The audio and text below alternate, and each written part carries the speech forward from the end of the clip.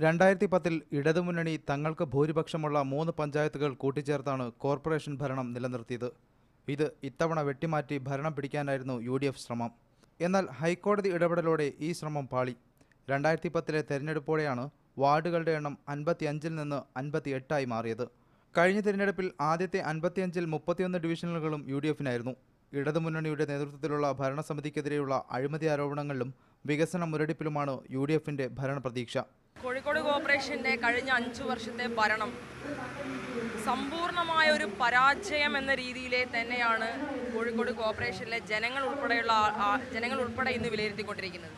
വികസന പ്രവർത്തനങ്ങൾ ഏറ്റെടുത്തുകൊണ്ട് മുന്നോട്ട് പോകാൻ കോഴിക്കോട് ഭരണസമിതിക്ക് ഇന്ന് വരെ കഴിഞ്ഞിട്ടില്ല എന്ന യാഥാർത്ഥ്യമാണ് ഈ ഒരു 5 വർഷത്തെ ഭരണത്തെ വിലയിരുത്തുന്ന സമയത്ത് നമുക്ക് കാണാൻ കഴിയുന്നത്.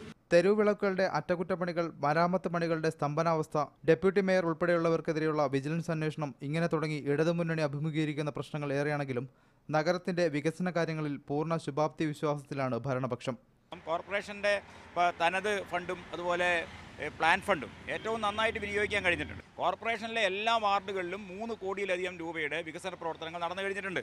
അതേസമയം രാഷ്ട്രീയ കാലാവസ്ഥ അനുകൂലമാണെങ്കിലും തെരഞ്ഞെടുപ്പ് അടുക്കുമ്പോൾ തലപൊക്കുന്ന കോൺഗ്രസിലെയും മുസ്ലിം ലീഗിലെയും ഗ്രൂപ്പ് പ്രശ്നങ്ങളാണ് UDF-ന്റെ പ്രധാന തലവേദന. ഭരണം കിട്ടുകയാണെങ്കിൽ മേയർ സ്ഥാനത്തിനായി മുൻമന്ത്രിയും നിലവിലെ ലീഗ് കൗൺസിൽ പാർട്ടി നേതാവും അടക്കമുള്ള നേതാക്കൾ ഇപ്പോൾ തന്നെ രംഗത്തുണ്ട്. മീഡിയ 1 കോഴിക്കോട്.